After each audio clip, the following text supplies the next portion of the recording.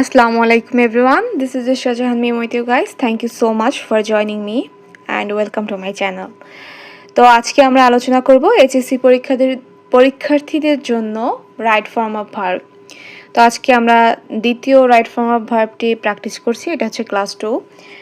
তো আজকে দেখো তোমাদেরকে আমি আগেই বলতে চাই, যেহেতু তোমাদের পরীক্ষা সামনেই, তোমরা রাইট ফর্ম অফ ভার্ব করার সময় শুরুতে যেটা নোটিস করবা, 1 নাম্বার কথা প্যাসেজটি কোন টেন্সে রয়েছে এবং প্রথম সেন্টেন্স দিয়ে তোমরা দেখবা যে কোন বিষয় নিয়ে কথা বলছে। এই দুইটা জিনিস লক্ষ্য করবা। যেহেতু তোমাদের রাইট ফর্ম অফ ভার্বের অপশনগুলো উপরে দেওয়া থাকবে, শূন্যস্থানের সঙ্গে নয়, তার মানে তোমাদের অবশ্যই চুজ করতে হবে। বেসিক জিনিস যে চুজ করে তারপর কারেক্টটা তোমাদেরকে আবার সঠিক শূন্যস্থানে বসিয়ে ওটাকে সঠিকভাবে কারেক্ট করতে হবে আর কি ভার্বটিকে। তো এই জন্য সর্বপ্রথম কী খেয়াল করবা, প্যাসেজটি কোন টেন্সে রয়েছে, পাস্ট না প্রেজেন্ট না ফিউচার, আর দ্বিতীয় হচ্ছে কোন বিষয় নিয়ে কথা বলা হয়েছে, কোনো চিরন্তন সত্য নিয়ে কথা বলা হয়েছে নাকি কোনো অনুষ্ঠান নিয়ে, নাকি কোনো বস্তু নিয়ে, নাকি কোনো মানুষকে নিয়ে, মানে কী বিষয় নিয়ে কথা বলা হয়েছে, এই বিশেষটা লক্ষ্য করবা। আচ্ছা চলো আজকে আমরা যে রাইট ফর্ম অফ ভার্বটি দেখব সেটা শুরু করা যাক। A birthday party is arranged to celebrate the day when one was born. জন্মদিনের পার্টি আয়োজন করা হয় ওই দিন যেদিন একজন জন্মগ্রহণ করে, যখন একজন জন্মগ্রহণ করে ওই দিনে সেলিব্রেট করা হয়। এই সেন্টেন্সটির মাধ্যমে আমরা দেখতে পাচ্ছি এটা হচ্ছে প্রেজেন্ট টেন্সে রয়েছে। তাহলে যেহেতু প্রেজেন্ট টেন্সে রয়েছে এবং একটি সাধারণ ঘটনা উল্লেখ করেছে বার্থডে পার্টি নিয়ে, তো আমরা এরকম সাধারণ মাইন্ডসেট নিয়েই যাব। আমাদের অতীতকাল নিয়ে ভাবার তেমন দরকার নেই বা ভবিষ্যৎ নিয়ে ভাবারও দরকার নেই, কারণ একটা মানে সমসাময়িক বিষয় নিয়ে আলোচনা করা শুরু করেছে অ্যাজ উই ক্যান সি। এর পরবর্তী সেন্টেন্সটিতে দেখো, ইট ড্যাশ এ হ্যাপি অকেশন। এখন তোমরা শুরুতে আরেকটা জিনিস কাজ করবা, এই যে অপশনে যে শব্দগুলো থাকবে সেগুলো 2 বার পড়বা অর্থসহ। কীরকম? 2 বার পড়ার পর তুমি এমনি অর্থ বুঝতে পারবা, অর্থ না বুঝলেও এটার সম্পর্কে ধারণা এসে যাবে যে কোথায় হইতে পারে। যেমন ধরো এখানে এন্টারটেইন রয়েছে, মেক রয়েছে, অর্ডার রয়েছে, ওয়ান্ট রয়েছে, নিড রয়েছে, উইশ রয়েছে, বিকাম রয়েছে, বি রয়েছে, টেক রয়েছে, অ্যারাইভ রয়েছে। তো এরকম 2 বার পড়বা খুব দ্রুত, হ্যাঁ খুব দ্রুত পড়বা। এবং যদি তুমি বুঝতে পারো তো ভালো, না বুঝতে পারলে তো আমরা শূন্যস্থানে প্রত্যেকটা শব্দ বসিয়ে দেখবো যে কি বসতে পারে। এখন দেখো ইটের পরে শূন্যস্থানে আমরা প্রথম যে শব্দগুলো রয়েছে এগুলোর একটাও বসাইয়া কোনো অর্থ পাই না। তো সেক্ষেত্রে এই যে বি ভার্বটা রয়েছে, বি ভার্ব মানে কি, I are was were, right? তাইলে ইটের পরে আমরা জানি যেহেতু এটা প্রেজেন্টে রয়েছে, এটা চিরন্তন সত্যের কথা বলা হয়েছে যে এটা একটা অকেশন, ঠিক না? এটা একটা আনন্দময় অকেশন বার্থডে পার্টিটা। তাহলে এই বিয়ে যেহেতু আছে এখানে ইজ বসাবো, যেহেতু এটা একটা সাধারণ বর্তমান বা চিরন্তন সত্য বলতে পারো। তাহলে it is a happy occasion. আমরা জানি চিরন্তন সত্য সবসময় প্রেজেন্ট ইনডিফিনিট টেন্সে হয়। এরপর দেখো, recently it dash a tradition to organise a party, a birthday party. এই যে দেখো যে কাছাকাছি কিছু সময় ধরে এটা একটা বার্থডে পার্টিটা একটা ঐতিহ্য হয়ে গিয়েছে। এখন দেখো ঐতিহ্য হয়ে গিয়েছে এবং এখনও বর্তমান আছে, রাইট? তাহলে এজন্য এটা হবে প্রেজেন্ট পারফেক্ট টেন্সে। এই যে রিসেন্টলি রয়েছে এবং তুমি বুঝতেই পারতেছো যে বার্থডে পার্টিটা এখন একটা ট্রেডিশন হয়ে গিয়েছে, হয়ে গিয়েছে, হ্যাঁ, এবং বর্তমান রয়েছে, তো প্রেজেন্ট পারফেক্ট টেন্স। তাহলে এখানে আমরা যদি বিকামকে ধরি যে হয়ে গিয়েছে, বিকাম অর্থ কি, হয়ে যাওয়া না? তো সেক্ষেত্রে আমরা এখানে আনবো কি, হ্যাভ বা হ্যাজ। যেহেতু প্রেজেন্ট পারফেক্ট তার মানে হ্যাভ বা হ্যাজ। এখন দেখো ইট কি, থার্ড পারসন সিঙ্গুলার। তো থার্ড পারসন সিঙ্গুলার যেহেতু ইট, সেই কারণে আমরা এখানে বসাবো কি, হ্যাজ। হ্যাভ বসাবো না, হ্যাজ বসাবো। তাহলে হ্যাজ বিকাম, বিকামের পাস্ট পার্টিসিপল ফর্মই হচ্ছে বিকাম। Become, became, become. তাহলে হ্যাজের পরে বিকাম বসাবো। A tradition to organise a birthday party. For organizing such a party one dash to spend both time and money. দেখো, for organizing such a party, এরকম একটি party আয়োজনের জন্য একজন মানুষের স্পেন্ড করতে হবে সময় এবং টাকা দুটোই।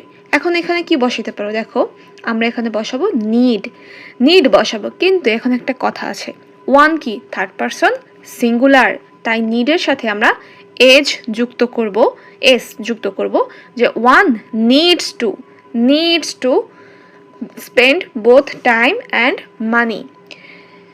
এরপরে দেখো, হি or she starts dash preparation from some days আগো। দেখো, আমরা কিছুদিন পূর্বেই তো আমরা যখন বার্থডে পার্টি অ্যারেঞ্জ করি তখন কিছুদিন পূর্বে আমরা প্রিপারেশন নেওয়া শুরু করি না? তো এই যে প্রিপারেশন নেওয়া, এই যে নেওয়াটা, হ্যাঁ, এই নেওয়াটা কি টেক অর্থ কি নেওয়া, প্রিপারেশন নেওয়া। তাহলে এই টেক কোথায় আছে, দেখো এই টেক রয়েছে না, তাহলে টেক বসাবা। He or she starts take preparation from some days ago. Correct. এখানে ভুল হয়েছে, কি ভুল হয়েছে বলো তো? ভুল হয়েছে এইটা, দেখো স্টার্টস এখানে main verb, he or she starts, তো মেইন ভার্বের পরে আরও একটি যদি ভার্ব আমরা আনি তাহলে সেই ভার্বের সাথে আইএনজি বসাবো, ঠিক আছে? তো এই জন্য টেকের সাথে আইএনজি বসাবো, taking preparation from some days ago. He or she starts taking preparation from some days ago. হ্যাঁ, এরপরে এতটুকু তোমরা আমি আশা করছি ক্লিয়ার। তারপরের সেন্টেন্সটি দেখো, a birthday cake dash earlier. দেখো, একটি কেক কি আগেই অর্ডার করা হয় না, বার্থডে কেক?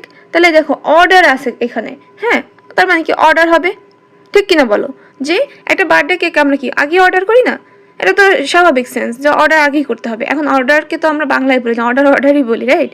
তাহলে এখানে a birthday cake is ordered earlier. দেখো, a birthday cake is ordered কেন হচ্ছে?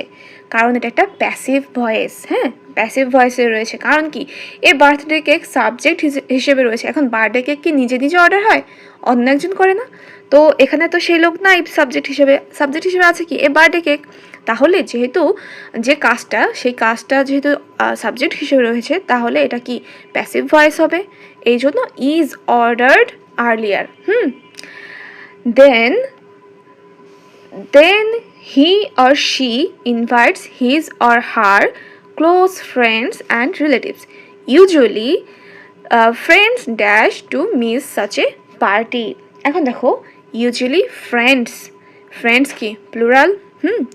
সাধারণত বন্ধুরা কি এই রকম একটা পার্টি কি মিস করতে চাইবে বলো? কেউ চাইবে না। চাওয়া ইংলিশ কি ওয়ান্ট।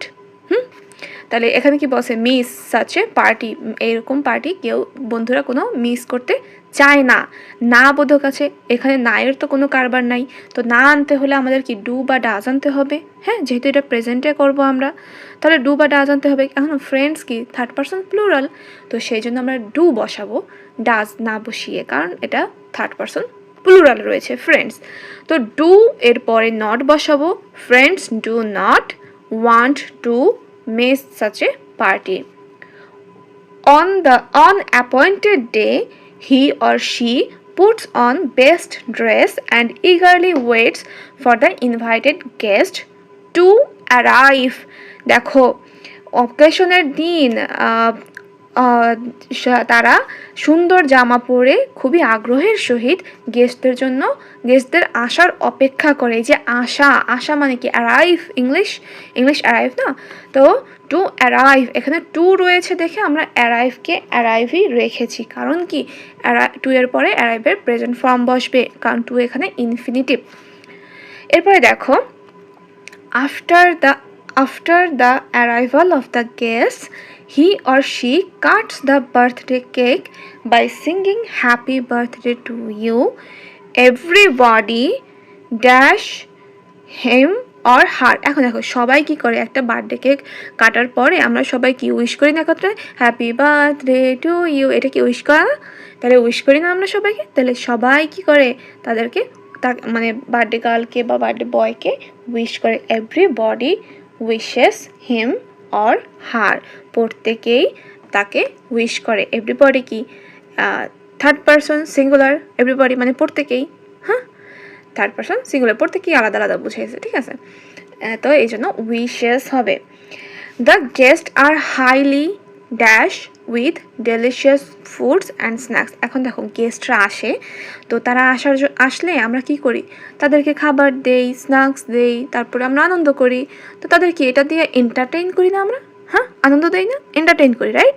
তাহলে এখানে হবে কি, the guest are highly entertained with delicious foods and snacks. এখন দেখো এখানে কেন এন্টারটেইনড হলো, মানে ভার্বের পাস্ট পার্টিসিপল কেন হলো, কারণ দ্য গেস্টরা এন্টারটেইনড হয়, তারা করে না, কিন্তু গেস্টরা এন্টারটেইনড হয়, তারা হচ্ছে। তো এই জন্য আর কি এন্টারটেইন, মানে এটা এই দ্য গেস্ট আর কি এমন যাকে আর কি এন্টারটেইন করা হয়, এটা প্যাসিভ ভয়েসে রয়েছে। তো প্যাসিভ ভয়েসে মানেই হচ্ছে ভার্বের পাস্ট পার্টিসিপল, একদম চক্ষু বুঝা। হ্যাঁ, এবার দেখো sometimes there is arrangement for music with a view to dash the party more enjoyable. এখন আমি তোমাদেরকে একটা কথা বলি, এই রাইট ফর্ম অফ ভার্বে উইথ এ ভিউ টু আর লুক ফরওয়ার্ড টু খুবই কমন একটা phrase, prepositional phrase. With a view to এর পরে ভার্বের সাথে আইএনজি বসবে, লুক ফরওয়ার্ড টু এর পরেও ভার্বের সাথে আইএনজি বসবে, একদম চক্ষু বুঝা। হ্যাঁ, চোখ বন্ধ করে উইথ এ ভিউ টু আর লুক ফরওয়ার্ড টু তুমি যেখানেই দেখবা তারপরেই ভার্বের সাথে আইএনজি বসাবো, এটা এখানে কোনো দ্বিধা থাকবে না। তো এখানে যেহেতু উইথ এ ভিউ টু রয়েছে, তারপরে যে ভার্বটা আসবে তার সাথে আমরা আইএনজি বসিয়ে দেবো। তো এখানে কি ভার্ব বসবে বলো, মেক বসবে, রাইট? তাহলে with a view to making the party more enjoyable.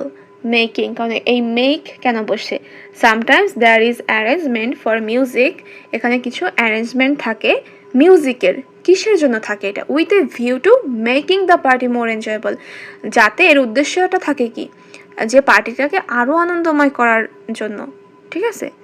আশা করি তোমরা এটা বুঝতে পারছো। নেক্সট ক্লাসে আমি আরও একটা রাইট ফর্ম অফ ভার্ব বুঝিয়ে দেবো, তাহলে তোমরা অনেক ক্লিয়ার হবে। আর শোনো, তোমরা খেয়াল রাখবা মডেল কোশ্চেন, মানে মডেল টেস্ট বইতে যেগুলো আছে ওগুলো যদি তোমরা একটু ভালো মতো প্র্যাকটিস করো, তাহলে তোমাদের কমন আইসা যাবে, তারা তোমাদের সাথে তালবাহানা করবে না। আর তাছাড়াও তোমাদের যেহেতু অপশন সিলেক্ট করতে হবে, তো সেজন্য তোমাদের অপশনগুলো সহজ রাখবে তারা, অর্থবোধক, মানে সাধারণ অর্থ, মানে সাধারণ শব্দ রাখবে, যেগুলো ধরো এসএসসি স্টুডেন্টরা বুঝবে। যদি অর্থও না জানে, তারপরে তারা দেখলে বুঝতে পারবে যে এটার অর্থ আসলে এটা বুঝাইছে। তো তুমি যদি একটুখানি কষ্ট করে কয়েকটা মডেল করো, তাহলেই তোমরা নিজেরাই করতে পারবে। আমি আশা করি বুঝাইতে পারছি। তো ধন্যবাদ সবাইকে। পরবর্তী ক্লাসে আমরা আবার অন্য একটা প্যাসেজ নিয়ে আলোচনা করব। Thank you.